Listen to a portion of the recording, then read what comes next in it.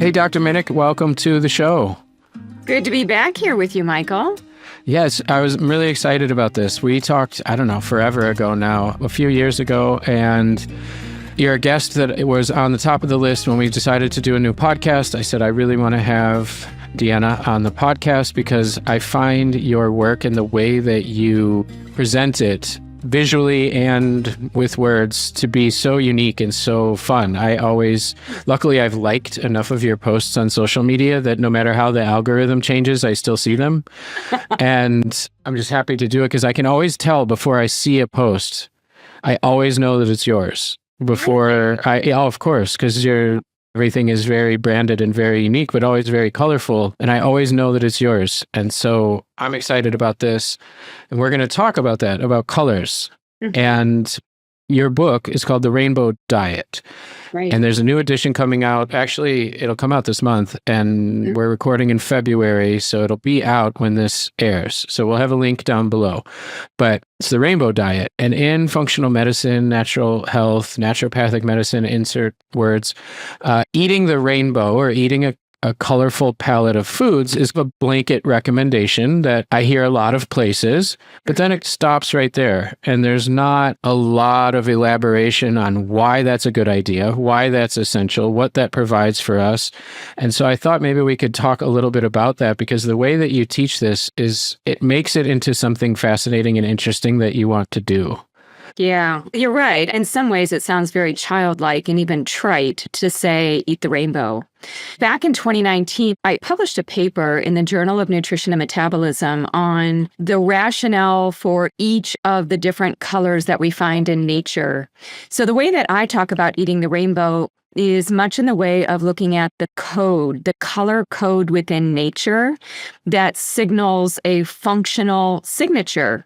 So in other words, there's a meaning to red, there's a meaning to orange. It's not just a pretty color in nature, that if we look at each of those colors distinctly, we could see that they have some functional benefit for us, maybe anatomically, physiologically, and even psychologically.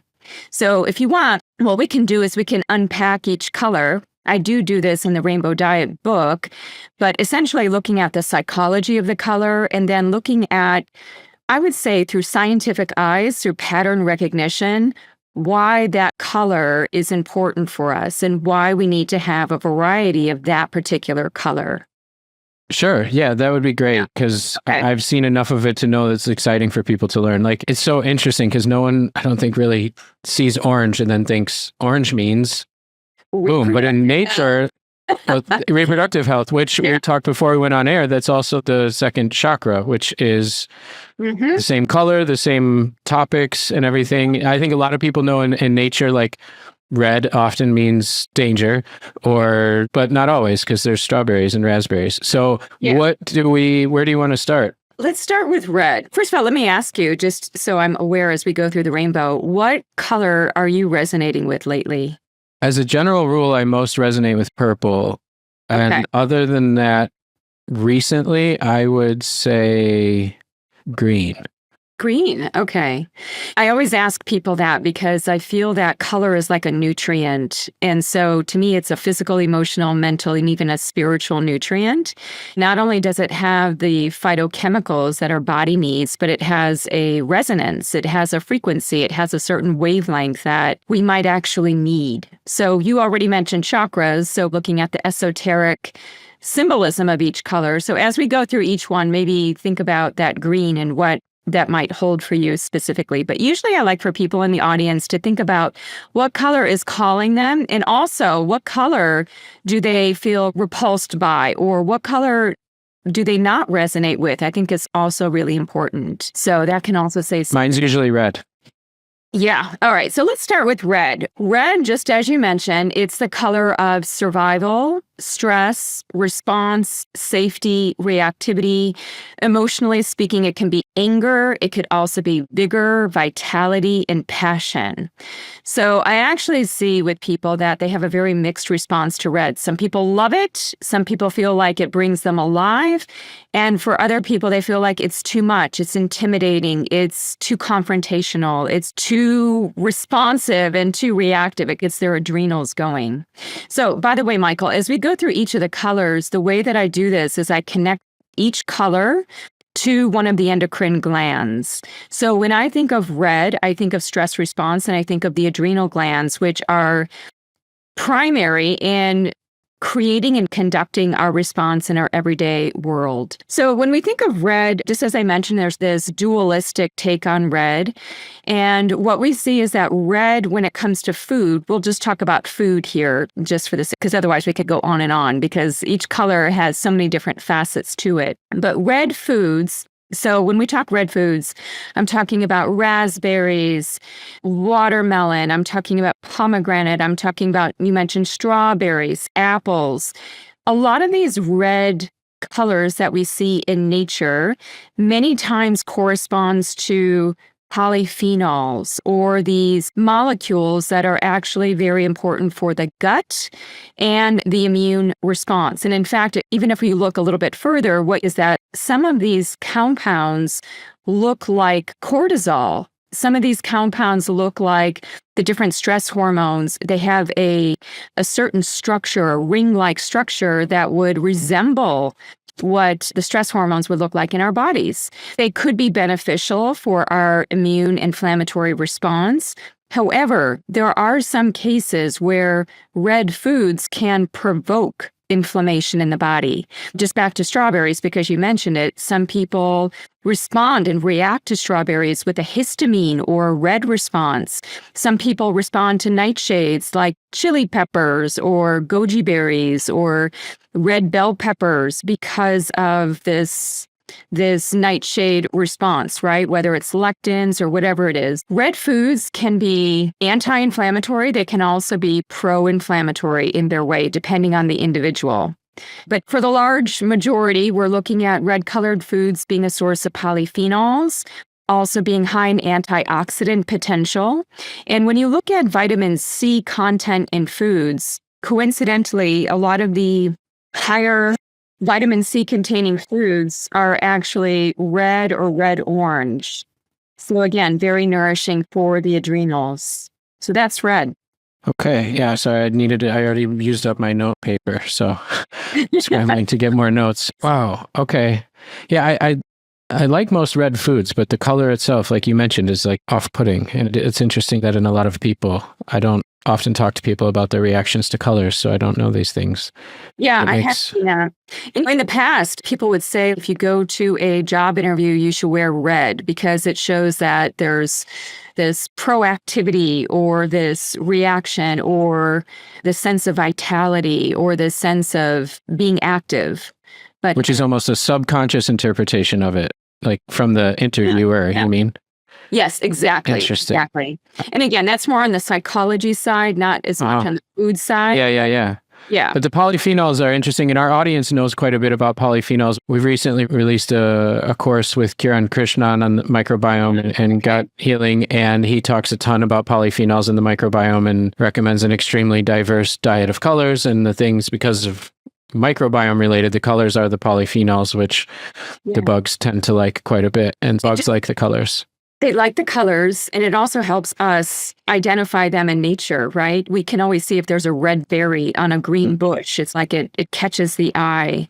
The other thing about polyphenols, though, is that many times the plant is producing them in response to the plant's stress.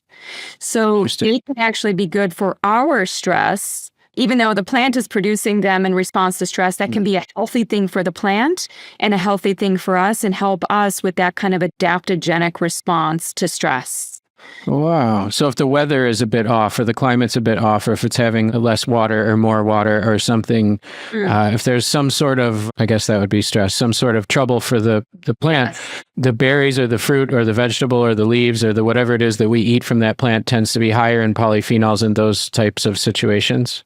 Correct, which is why when we think of organically grown food, that food typically has a greater amount of environmental stress. And that could be things like more pests, more just bugs coming at the plant. So then the plant has to create certain compounds like the polyphenols, which are kind of bitter and would be off-putting to that pest.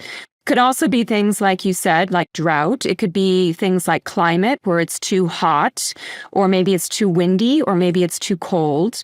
But in any case, red does signal resilience in nature, which is why in some ways it's kind of rare. You don't typically see a lot of red, and many times you see it seasonally when we actually need more support from a stress response perspective, especially in the autumn.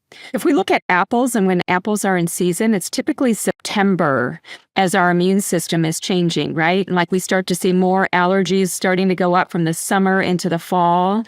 And coincidentally, there's no accident that nature gives us the foods that we need per the season in order to better accommodate that seasonal shift. Yeah, it's always fascinating. You learn the layers that it goes, and there's always a purpose or a reason why certain things exist where they do and when they do. And so let's go on to, I said purple or orange. You want to go in a specific order?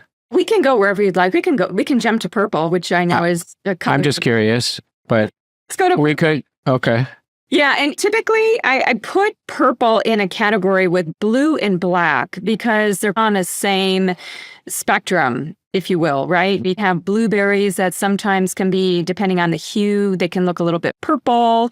Blackberries, I'm thinking of grapes, I'm thinking of eggplant, figs, all things purple. And there can also be purple varieties of other colors of foods. So things like carrots. I had purple cauliflower here last night. That's right. So purple cauliflower, purple Brussels sprouts, which are... Oh, I've never seen that. Yeah. As you and I were talking about, I live in the Pacific Northwest and we get to see certain things here. And I often wonder if we actually need more of those specific anthocyanins and other polyphenol type compounds here because of our climate, because we don't get a lot of sun. So we might need the signal of nature in order to get our circadian rhythm on track. So when I think of blue, purple, black foods, natural whole plant foods, what I think of is the brain. And so a lot of that literature we see it in studies where they feed animals blueberries and they start to see changes in learning and memory and cognitive parameters, even mood status.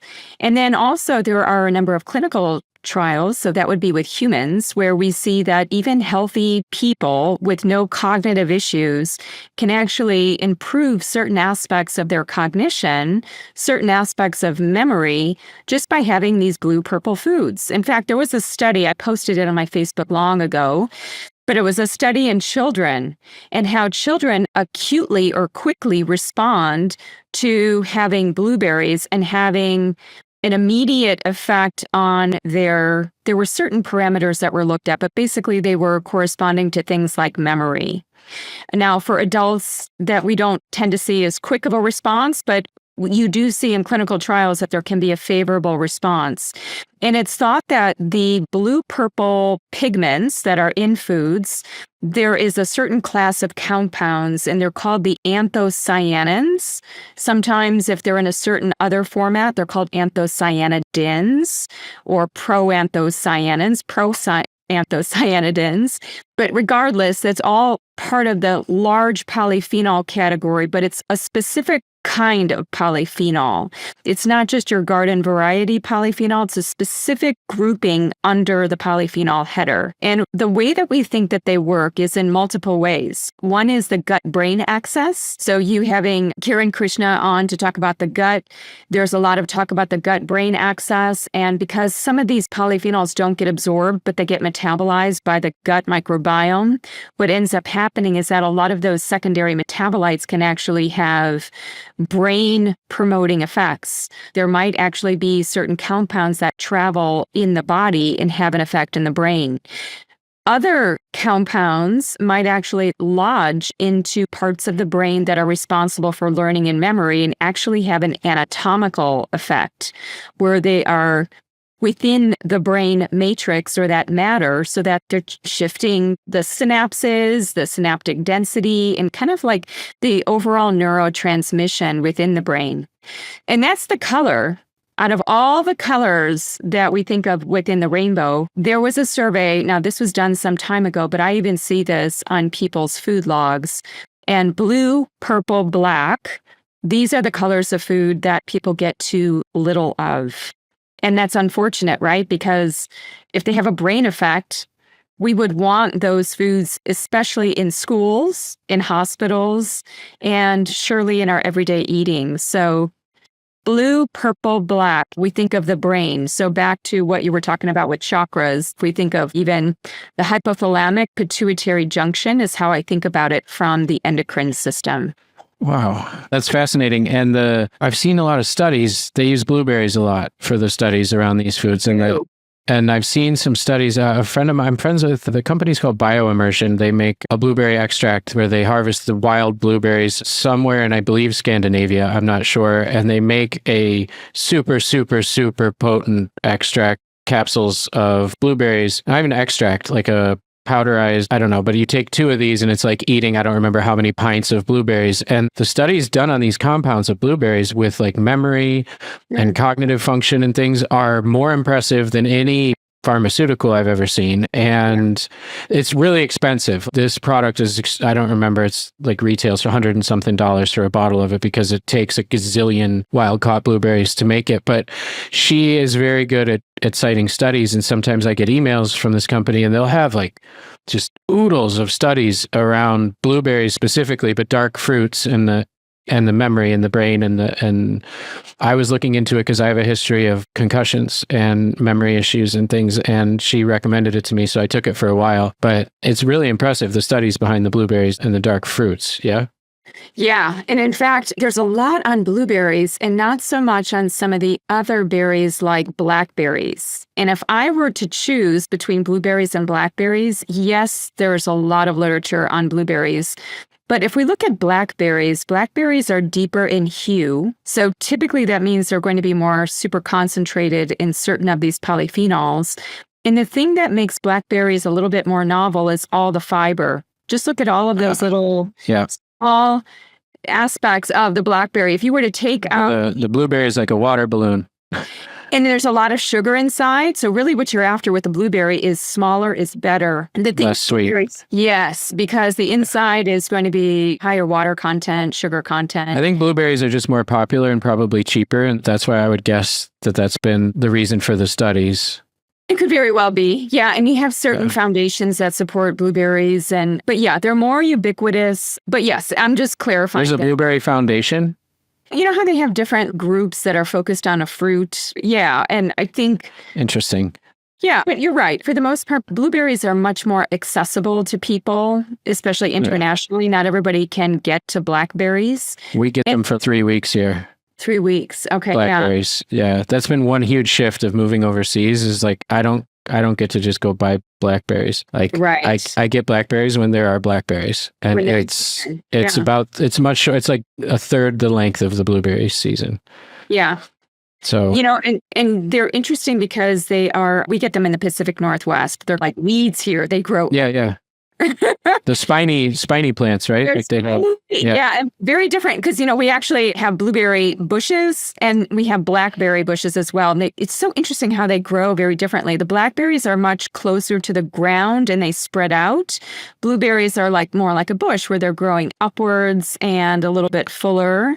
So it's just, and then you have different kinds of blueberries, like low bush and high bush, they call them, where it's like, you can imagine that you get different antioxidant levels in those that are growing closer to the ground versus up higher. With blueberries, the only thing I want to mention for everybody is that they tend to be really resilient. Like people always ask me, Deanna, how do I prepare these foods? Do I have to have them raw, cooked, frozen? These polyphenols in blue, purple, and black foods tend to be pretty hardy. The only thing is that they can bleed out into water. So these anthocyanins tend to be water soluble. So just the other day, I was making purple potatoes, right? So Cut them up. They're gorgeous, just so pigmented and so rich and just bleeding out this purple color. But when you put them in a little bit of water, you're going to see that it's blue. So some of those anthocyanins start to come out in the water. They're water soluble. So if you cook them in too much water, you start to lose them. If you overcook purple foods,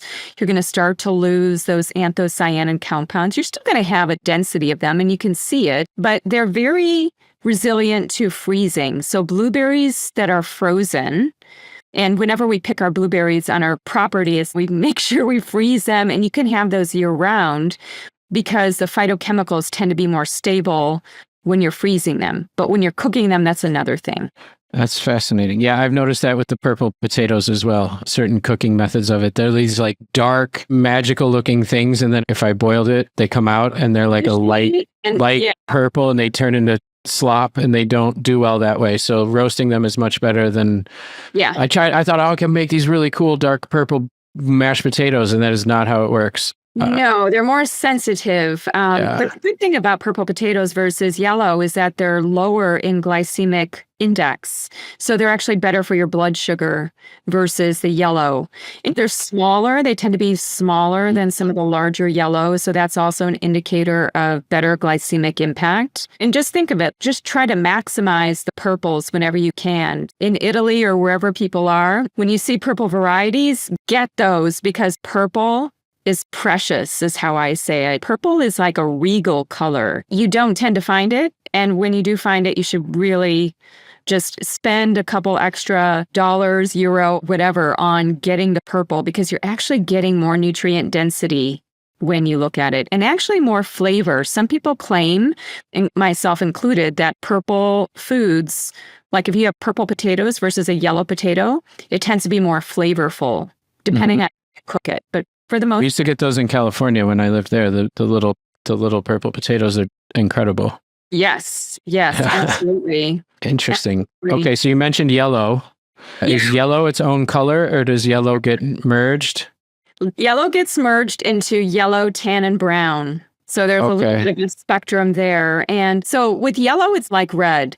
Yellow could be a double-edged sword, where if you look at the preponderance of food in our supply, especially like commercial foods, processed foods, there's a lot of yellow. Yellow waffles, pancakes, cereals, breads, pastas. I think we like yellow. Yellow is the color of optimism, joy, happiness. There was a study that was done several years ago now in Manchester, England, where essentially they found that people that chose the color yellow, like a sunshiny yellow, tended to have a happier or a non-anxious or depressed mood. So yellow correlates with kind of like you would think, like the sun, happiness. And so I don't know if subconsciously we think that eating these colors of food will do anything for us. Coincidentally, and I talk about this in the Rainbow Diet as well, but we don't know the answer to this. But if you look at some of the yellow foods, natural foods like pineapple, plantain, and banana, they all tend to be high in serotonin, relatively, compared to other foods. But what we don't know is if you eat more bananas, are you actually going to be a happier person just because it's higher in serotonin? We don't know that. But I just think it's interesting if you look at the neurotransmitter content of a lot of these different colors of food. And food does contain neurotransmitters, not just the precursors, but what we don't know is the translation of those neurotransmitters within the human physiology. But it's interesting that plants produce acetylcholine, GABA. I've mentioned also dopamine, melatonin, serotonin. It's interesting, right? And what plants produce GABA? I know I have a GABA oolong tea that I love that I get from China. Yeah. That is fantastic. And I'm pretty caffeine sensitive, and I can drink that tea in the evening and it doesn't affect my sleep. Where if I drink a green tea or a black tea or normal oolong tea, it wouldn't be a good idea for me to drink it in the evening. And the tea has GABA or causes the production of GABA. I'm not sure how it works, but are there other foods other than tea that There are a bunch, actually. One of the ones that comes to mind is rice. There's a certain kind of rice, like a purplish, there's a certain kind of rice. They even talk about that it's high in GABA. You just have to look at also the cooking, the preparation of some of these foods and how we might be altering levels of those neurotransmitters and what the translation is. What do the plants use neurotrans? Do they have the same function in the plants? Do we understand that?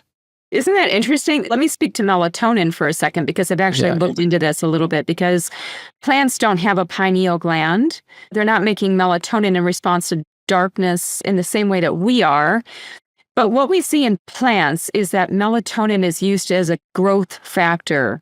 So melatonin helps the plant to create more phytochemicals like glucosinolates, as an example. So that's interesting, because even in the plant science world, if you look at the applications of melatonin, sometimes it's sprayed on the crops to help them grow better.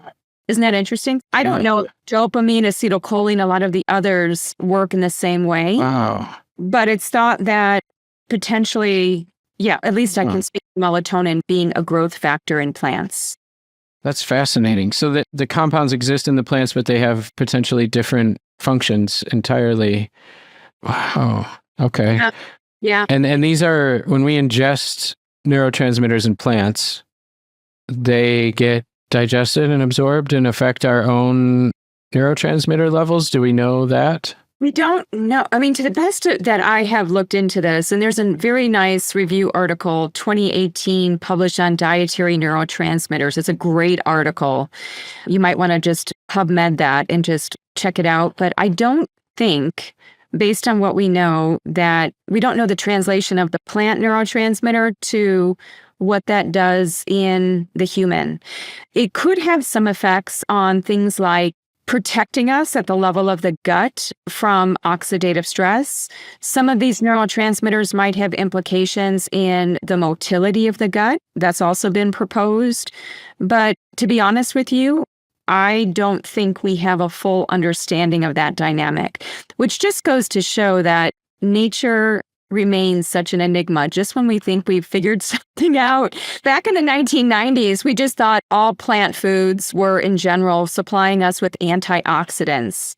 And then we realized, no, we've got epigenetic modifications. We have genetic signals to turn on certain proteins. We have structural impacts of certain things that lodge in the body in certain places. So we have gone beyond the antioxidant story, but I don't think plants contain thousands of compounds. And if you think of it, we have a short list of vitamins and minerals, but truly, we haven't codified all of the different phytochemicals. There have just been estimates. We think that there are 8,000 polyphenols, but what happens when the gut microbiome metabolizes those and spews out a whole bunch of other compounds? 50,000 other things, and then we have and then those things are the thing that have the effect, not the polyphenol that we ingested. And then I think what tends to happen is they accidentally probably figure out that one plant compound there's a cause and effect of ingesting that one compound from, say, broccoli. So then they'll isolate that thing and then give it to you in 50,000 milligrams of it. Because if a little bit of it does this, then more of it is definitely good and does this.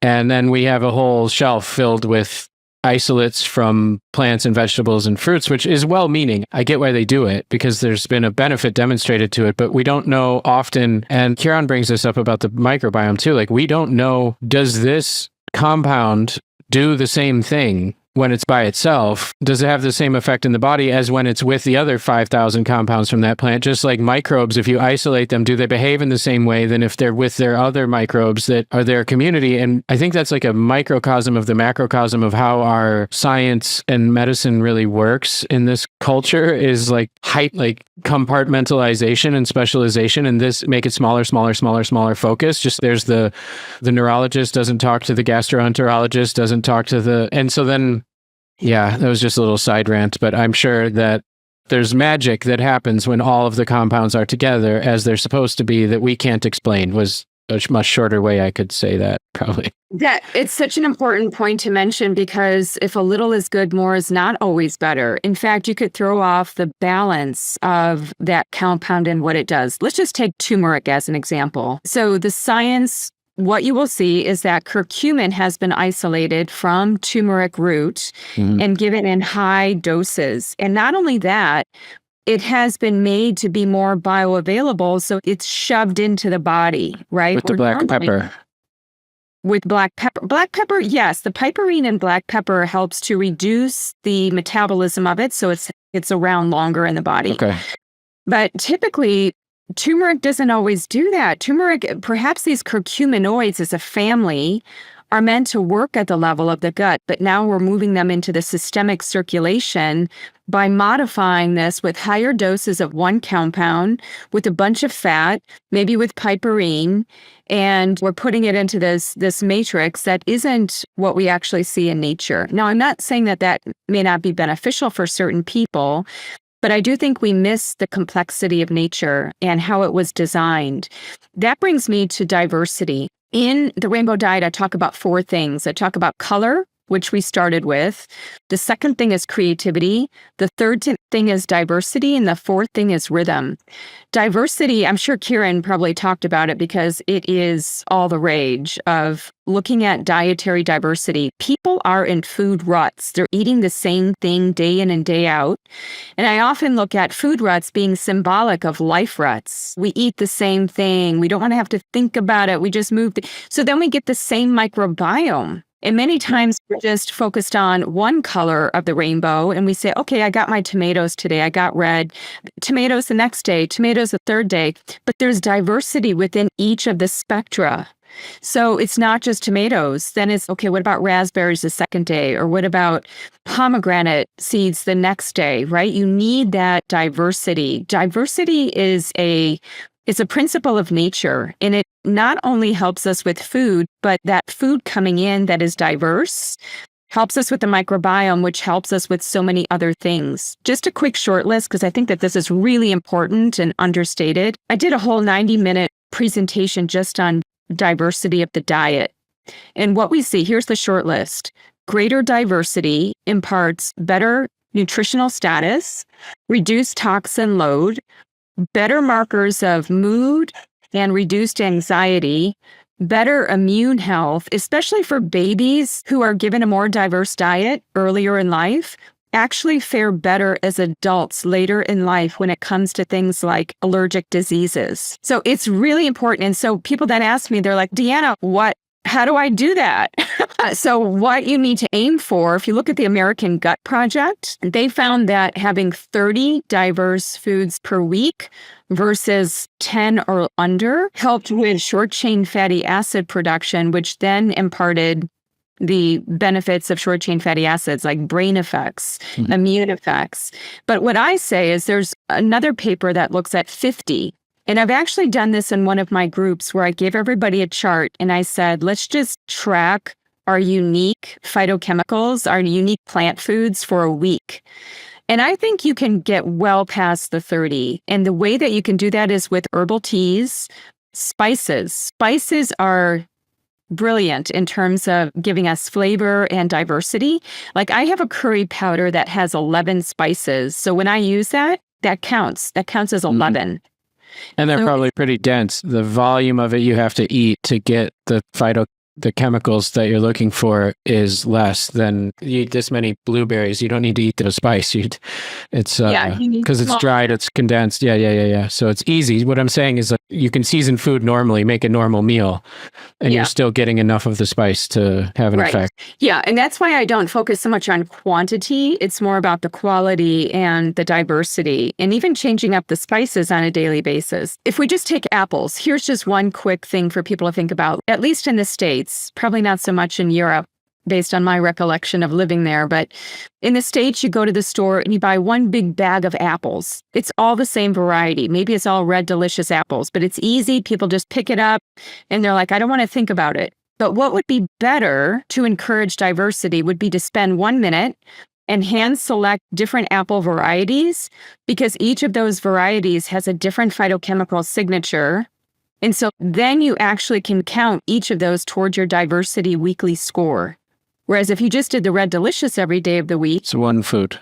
One food. Yeah. Yeah. And that's not even a good one to pick. I'm prejudiced against red apples. But yeah, the apples here are always separate and in bushels. They're not. Yes. There's one store that has them in bags, but it's more like the supermarket kind of store that I don't really ever go to. At the co-op, they're all in bushels. And at the farmers markets, they're all in independent bushels. But that's a good tip. That goes for pears too. There's always multiple varieties of pears, and any fruit or vegetable.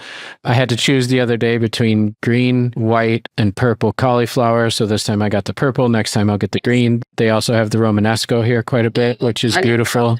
Yeah. So that's the fractal one. If anybody doesn't know, it looks like it's like a psychedelic vegetable. And I've known about this for a while, so I always am conscious of trying to make as many different choices. But yeah, Kieran cites the same studies and talks about how the average American consumes like some shockingly low number of foods. And the first time he said that on a webinar with us, everyone's, no way, I eat. So he's, okay, fine, write down the foods. And so many people came up with 13 for a week because they were counting something, but it's the same. It's the same flour. It's the same whatever.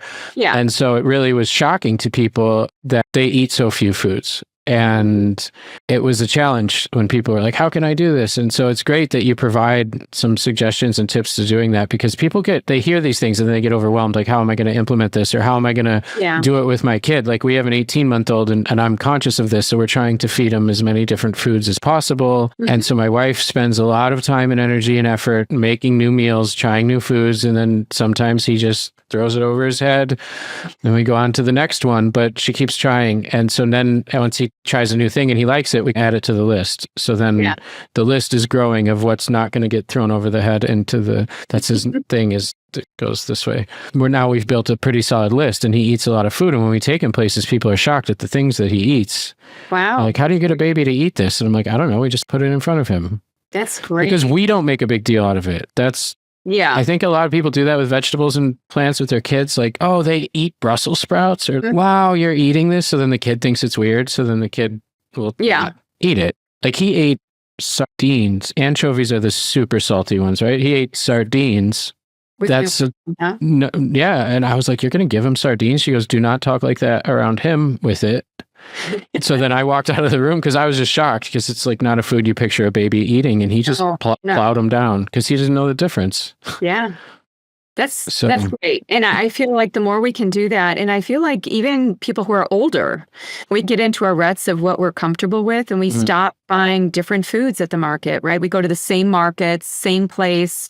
We don't want to think. I think it's good to diversify even brands. Many times I'm not even brand loyal because brands change, right? So what if you have a different brand of, just name it, whether it's sardines. And now there's so many brands. I was just back there, and I was in Northern California at some giant, crunchy, hippie grocery store. And when my wife has multiple autoimmune conditions, and she's been symptom-free for a lot of years now, but when she was in a flare, we learned about all the gluten alternatives, all the different kinds of like cassava things and these things and those things. And there was like one brand, cassava flour pasta, or this kind of cracker, or this kind of thing. There was like the brand of that thing for everything. And when I went to this store in Northern California a couple weeks ago, I like froze in the aisles of those foods because it's multiplied like 5x in the last handful of years. Now there's 12 brands of everything. Now there was a whole section of cassava pasta and a whole section of this and a whole section of that. And that's because people were buying it. Yes. But yeah, which is great. But now there's no shortage of the ability to do that. You could switch brands of whatever thing. You're only limited by your creativity and willingness to pick up a different thing. Yeah. And even aside from brands, just back to Whole Foods, if you think of your produce section, I'm sure that there's some vegetable or fruit that you haven't tried in weeks, if not months, right? So or ever. Go to the ethnic, like different grocery stores. Like there's a Ukrainian grocery store here in my town, and I just found out about it and I haven't been there. I guarantee the stuff there is going to be way different than what's in the Italian fruit and vegetable markets. And there's an Asian market.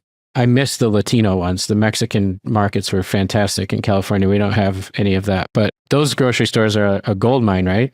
They are, because there's going to be something very different there that you haven't tried. And so just even doing that like once a week, one unique food once a week. It just gets, it tugs at the second principle of creativity. How can you be creative with food? How can you just let go a little bit with your restrictions or just like your set definitions around what to eat and how to eat? I feel like it just can open you up to different things. So yeah.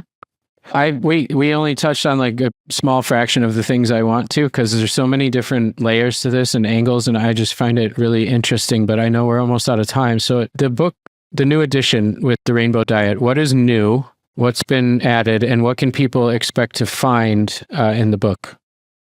It's a total overhaul of the book. So I would even say it's like a separate book that doesn't resemble the first one at all. First of all, it's in full color.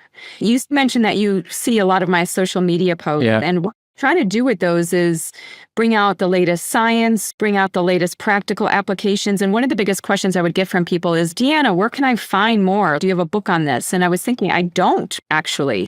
So then what I did was I basically looked at all of my social media posts, crowdsourced all of that information together and distilled it into chapters on color, creativity, diversity, rhythm. And then I went through each of the colors and then talked about the psychology a little bit, but then brought us quickly into the conversation around foods and what the color signature of those foods would be. And then the book ends with recipes, some basic ones, and people don't have to adhere to that. You can mix and match. I also have a diversity tracker in there. All of the tools that I talk about that people want and download, it's like it's all in one place. It's like having the best of my website and social media in one consolidated book. And I would say it's very accessible for people. I just wanted it to be practical.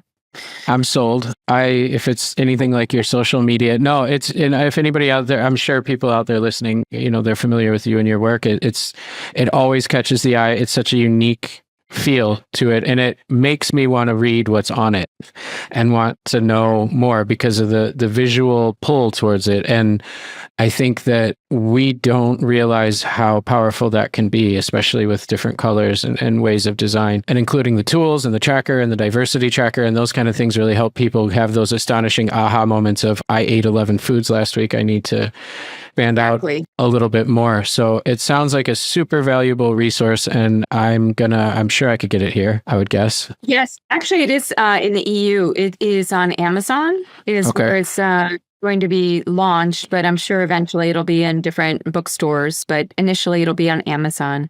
Perfect. I will get a hold of that. And the link to get the book and to your website and to your social media and everything else will be below. But if there's one you want to say out loud for people listening and not looking at the show notes, is there a specific place for the best place to go for all of it? Yeah, it's deannaminich.com. So through that site, you can get to everything, the blogs, the resources, the books, the social media, all of it's there. So Perfect. deannaminich.com. Very easy to navigate site too. So everybody go check it out. And thank you so much, Dr. Minich. I always love connecting with you, and I learn so much, and I scribble tons of notes all over that I need to make sense of later. So hopefully we can connect again, because there's so much more I want to talk to you about. So thank you for this one, and I'd love to chat more in the future. Sounds great. Thank you so much.